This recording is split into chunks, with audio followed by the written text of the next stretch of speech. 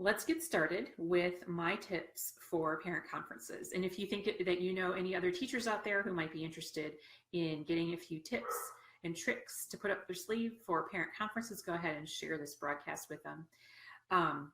But here's what I like to do with conferences. First of all, I like to make the planning really easy. So some of you may have some kind of system that your school already has in place. But one of the things that I've done is make it super easy for the parents to sign up for a conference time that's convenient for them. So I have three different methods that I've used before. And I have a parent conference packet where I lay all these out for you. But the really cool thing is that it's automated. So you just have to enter your class list and it will automatically generate the child's name in those so that you can send those home if you want to do that in paper format. And then ESGI also does an electronic version of that, which is super cool too. So scheduling them is probably one of the most difficult things. Parent conferences are huge. If you agree with me, let me know by tapping the screen. They're a huge stress for teachers because they take a lot of prep in advance. They take a lot of time to do for each kid, right? So this is something that is just a really huge thing for teachers because especially if you have two classes. That was always my pet peeve as a teacher, was that I had two classes in morning and an afternoon. And so therefore I had two sets of parent conferences, and I would just be so jealous of all the other teachers who only had one class, and I had to try and fit in 50 or more conferences and it was crazy town. So anyway, that's my goal. So you're going to want to have some kind of system in place to quickly and easily schedule those conferences at times that are best for you. Try not to schedule them at the most inconvenient time for yourself, because that's when you'll have parents that no-show and then you'll be angry. So I try to make the times that I know that are best for me. Now, some of you may have dedicated parent conference days, and that varies by parts of the country that you're in, and that's awesome if you do have that. A lot of us in the South, we have to do the conferences on our own time, and that's the really stinky part, because we have to teach all day and then we have to have conferences and we have to fit them all in by a certain day on our own time. So that's really stinky. And then here's the question we've been getting over in our free Facebook group, Preschool Teachers Are Superheroes. This is the question we've been getting a lot. Is great, I know that I'm having conferences the second week of October or whatever, but what do I talk about? So that's not really something they really teach you in college, right? Like the parent conference class. I was really lucky when I was a student teacher that I got to sit in on a parent conferences as a student teacher. So I feel really lucky, because my first year, if I hadn't had that experience, I would have been like, ah! And it still was unnerving anyway, but at least I had an idea what we were supposed to talk about. So have a clear, not like a printed agenda or anything, but have a very clear picture in your head of what you're there to discuss.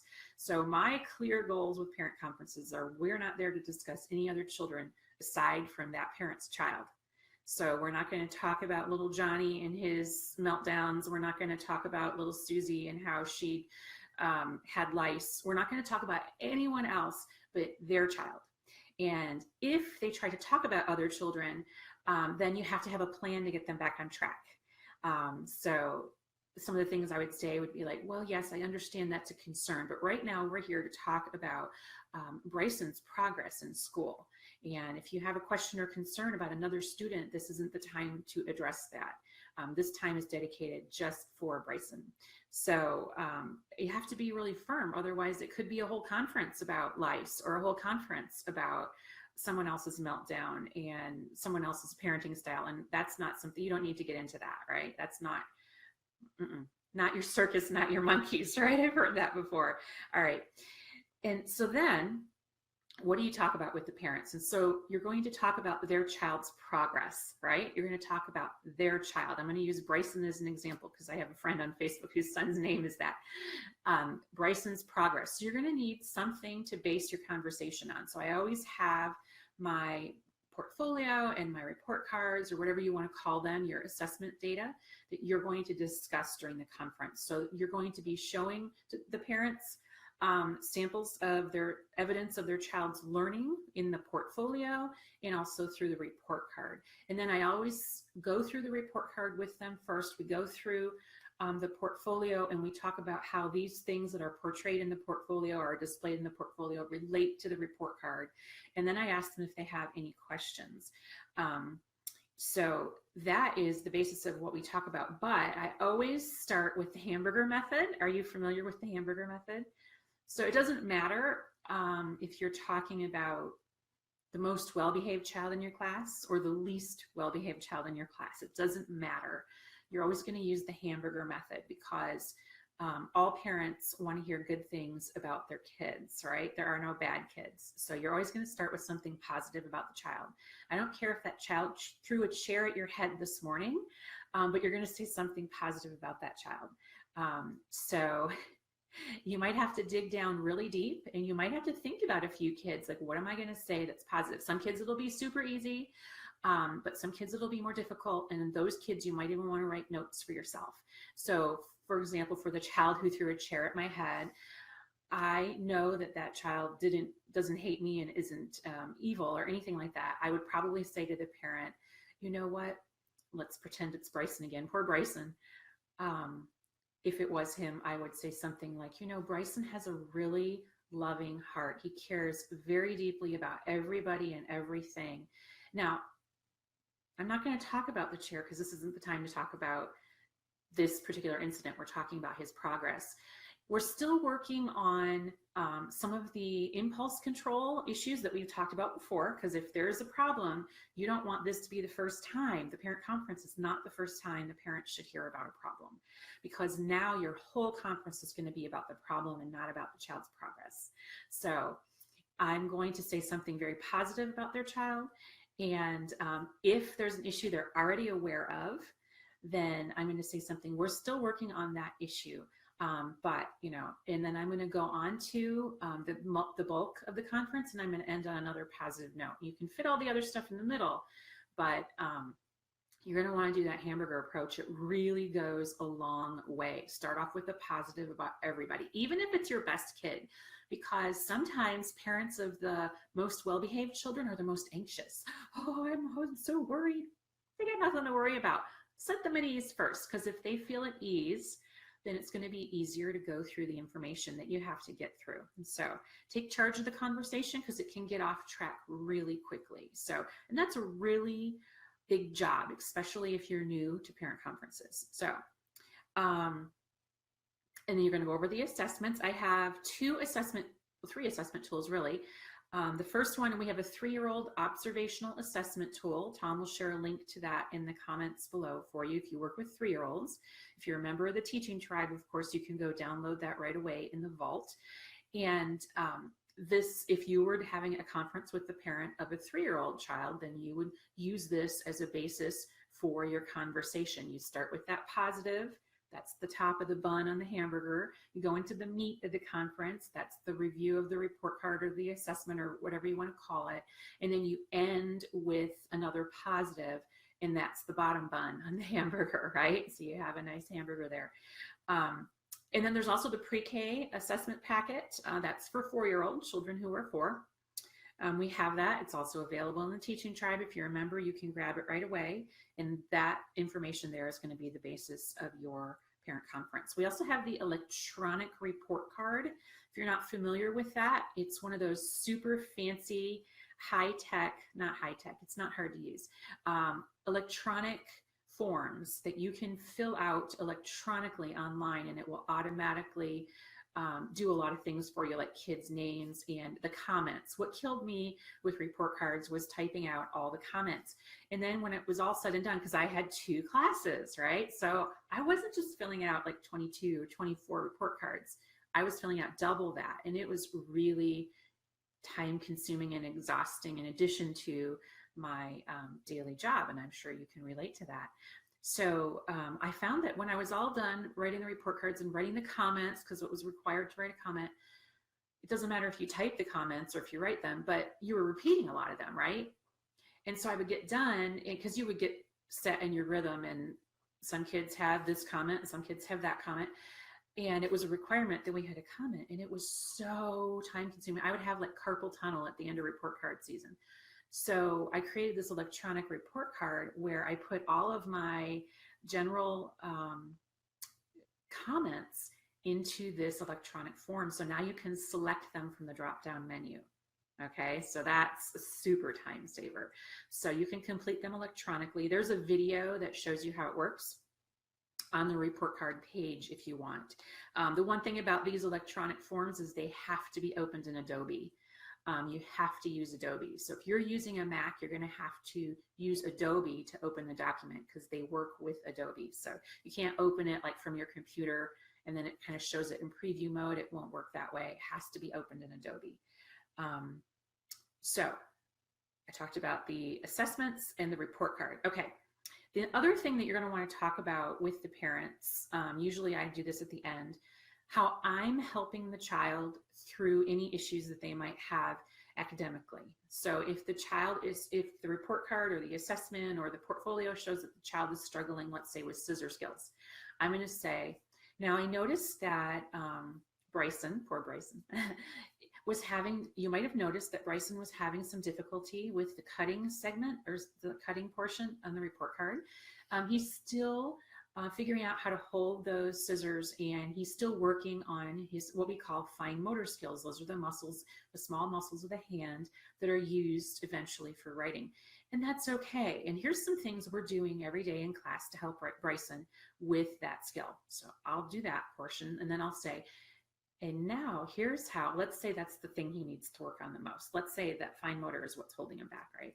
I'll say, and here's what you can do at home to help Bryson strengthen those muscles in his hands. So I'm going to give them an assignment too. It's not just on me, it's on them as the parent too. But I'm going to do it in a very positive, upbeat, supportive way. And I'm going to provide some kind of form of support for them to do that. So I'm going to give them some information, some activities they can do at home. And that's one of the things I'm working on. I don't have them with me right now, but I've been working on these parent handouts. So I have a fine motor parent handout on Pre-K Pages in the store. In the freebie section, there is a parent handout for fine motor. And that's one of the things I used to give to parents, only it did not look pretty when I used it in my classroom. It was just a Word doc with words on it. So I made it all pretty for you so you can give that to parents if you need to. So I'm working on a whole packet of those really helpful letters that you can use, notes. So I usually have them in different folders right next to me when I have my conference. And let's say that Bryson's only issue right now is fine motor.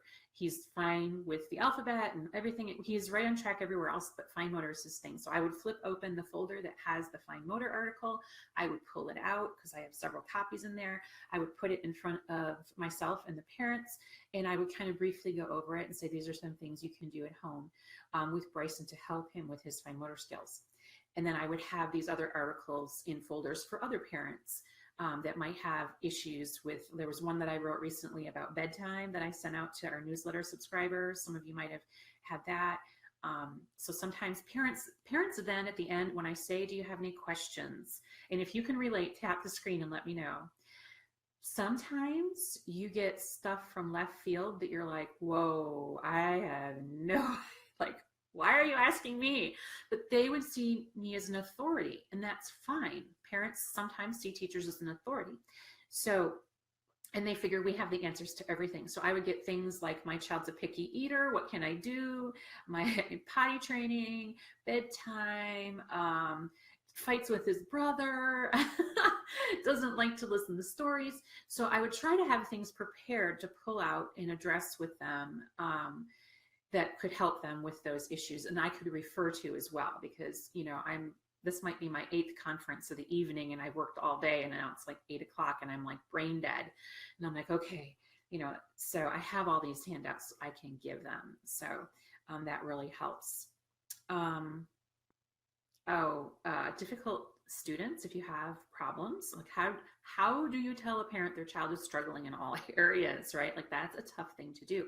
So we talked, I have another video somewhere on the Facebook page in the video section about how to have difficult conversations with parents. So you're going to use that hamburger method. Of course, you're still going to say something positive, but If you have a large concern, like a concern that you really need to address, like this is critical, then you're going to say something like this. So I've noticed that when Bryson comes to school in the morning, sometimes he is very tired. Have you noticed this too? Does he like to get up in the morning? What time does he go to bed? I'm just going to do the I note. I call it the I notice strategy. I notice that when Bryson comes to school in the morning, he's really tired. Have you noticed that too? Is he hard to get out of bed in the morning? What time does he go to bed at night? Lead them towards an open conversation without being accusational or confrontational. Just use the I notice strategy, and then let them talk. The more that you can listen, the better, because then the more they open up. And then you can lead the conversation to, well, I was wondering if maybe we could try. We're always going to couch these things in a very positive, non-confrontational way, because these conversations can get off track really quickly, and we don't want that. So you're going to do the I notice, and then I wonder if this might help, and then offer some suggestions. And then you might want to talk about how it's impacting his learning.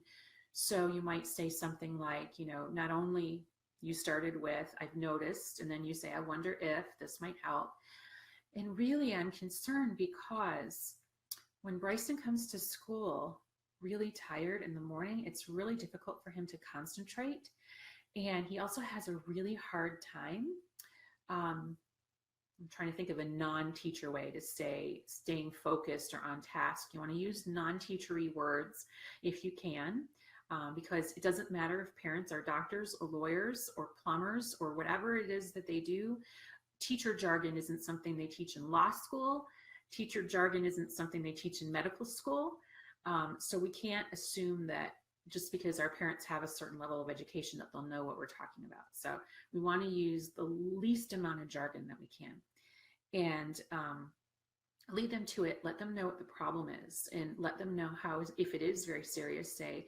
So then that leads to some outbursts, which we've talked about before. And I know that that you're working on this at home, but I'd really like to try this. So try to have a suggestion. That's one thing, one of the best principles I ever had taught me is never come to the table with a problem that you don't have a suggested solution to. Otherwise, it sounds like you're whining. He didn't say that to me like that, but he said it in a very diplomatic way, and he was right. So try to have a plan that you can put into action. So instead of just laying it at their feet and saying, you deal with that, give them a plan. And that doesn't mean you have to spend hours coming up with it the night before or anything like that, but give them some kind of an option, some kind of a suggestion, something like that. A little bit of that will go a very long way. So that is what I would do with a child who was struggling in certain areas. And if it's academic, I would do the same thing. So I noticed that Bryson has really been struggling with the alphabet. And I know that you've noticed that too, because you mentioned it earlier. And I was wondering if, and then you're going to offer a suggestion. So in his case, for example, he was struggling with alphabet recognition, and that was a concern at that point in the year. It probably wouldn't be at this point in the year. It's October right now. If you're watching this replay and it's a different month of the year, just know that I'm talking about October. But if it was a concern, then I might make some suggestions of some multisensory strategies and say, so here's some things that I'm going to do, or I've been doing in the classroom to help Bryson with retention or remembering, not using the teacher jargon, remembering the letters of the alphabet. And this is something you can do at home too. Let me show you how I do this in the classroom. And I just use some things from the dollar store. Give them those kind of options, things that are really easy and simple, that don't take a lot of time, but will really have a really big impact. So those are some things that I would do during a parent conference. There's lots more in the parent conference packet. You're going to want to follow up with them, and you're going to want to thank them for coming. I really kind of treat my parent conferences like I did when I was waiting tables. The customer is always right. You're always going to be accommodating to the customer. You're going to kill them with kindness and really give it your all, because that's more time that they're spending with you personally than they probably ever spent with you before, right? Those 2 15 or 20-minute conferences, that's going to be the majority of what they see of you. So you're going to want to make it your best. So over in the Teaching Tribe, I've told you probably already, you may have already heard that we're getting ready to open doors to the public on Monday. So you're going to want to get your name on the waiting list if you haven't already. And if you're on the waiting list, you may have gotten an email this morning. Make sure to check your inbox. But get on that waiting list so you'll know as soon as we open those doors for new members so you can get into the tribe. The Teaching Tribe has more than $928 worth of printables. Those are all the paid printables from Pre-K Pages available at your fingertips 24/7. We also have trainings over in the Teaching Tribe. We have 40 hours worth of training in the Teaching Tribe right now. Those are on demand for you to watch at your convenience in the comfort of your own home, in your pajamas if you want to. And each one comes with a certificate of attendance for 1 hour. And we also have our supportive community of new and veteran teachers, a safe haven for asking and answering questions. And we also have all kinds of other great stuff, giveaways and contests every month, and prizes for attending live trainings, all that good stuff. And meetups, I forgot about the meetups. We just had one in Chicago, we had one in Dallas in July, and one in Tampa last April. We'll have one again in November in Atlanta, Georgia. Then we have another in California coming up, as well as other locations throughout the country. So some of the fun things we have going on over in the tribe. So tomorrow will be day 4 of our 5-day Dramatic Play Palooza giveaway. Make sure that you've entered your info in the Rafflecopter, link up, above, below, beside, depending on how you're watching. And you can enter to win those awesome prizes. And if you're a member of the Teaching Tribe, you're eligible to enter as well. And if you know anybody else who might like to enter this giveaway for some Dramatic Play prizes or my Japanese eraser grab bags, go ahead and tag them or share this post or whatever it is that you want to do. I'm going to go ahead and look at the comments and see if we have any. Doreen says she loved using the hamburger method when she worked with the twos during conferences. Awesome. Genevieve, you just joined. Yay. So Genevieve knows that if you're on the waiting list, you get first dibs, right, Genevieve? Welcome. How long do you recommend a conference should be? I find that 15 minutes isn't enough, but 20 minutes seems to work really well. Some schools like to give 30 minutes, but I always use like the extra minutes to clean up and get ready for the next one. So if they say 30, I usually do 20. And if you let them, they'll stay as long as you let them stay. They will talk to you for hours because you're talking about their child, their precious child, and who else gets to talk to them about their child? They love that. So you gotta keep it concise, but I find 20 is a good number for me. Once you get your rhythm down and you know your spiel and you know what you're going to say and you've prepared, I find that it goes really quickly at 20. It goes nicely at 20. But some people, in some conferences, you're going to want to plan for a little longer. Like maybe Bryson, the chair throwing Bryson, needed a 30-minute conference. You know what I mean? And then some kids, you're like, oh, yeah, this is going to be an easy conference. You know what I mean? So each one is going to be a little different. Karen says, this is super helpful. Thank you for your valuable guidance and encouragement. Well, thank you, Karen. Laura says, that's the problem I'm faced with this year. I have a lot of parents this year that push their child in and go with no communication. Yes, and so I find, Laura, that with parents who don't seem very involved, that the conference is the time when you hook them. So maybe they haven't been involved yet, but that first conference of the year is how I really get them in. So I give them that clear plan, I lay it out for them, and I give them the information they need. I go through it, and then I follow up. And that's the ticket right there. So if I have a conference with a parent that has not been involved but needs to be, and I've had my conference and done all the steps that I've laid out, and I've done the hamburger method, and I've talked with them and given them information, I'm going to follow up with that parent to let them know that I mean business. And I don't mean that in a mean way. I mean in a very positive way. And I will contact them in whatever method they prefer, whether that's email, phone, text, whatever it is, and say, hey, I was just wondering how it's working out with that fine motor sheet I gave you for Bryson. Have you found any of those activities to be helpful? Does he enjoy doing them? Once they realize that you're going to follow up, because if your doctor gives you a prescription, the doctor doesn't always follow up, right? But I'm going to. And that's, if the doctor called me and asked me if I was taking my antibiotics, you better believe I would be taking my antibiotics. So, hey, Serena, hi there. Miri says she loves the hamburger method. Heidi says it's so important to do these things.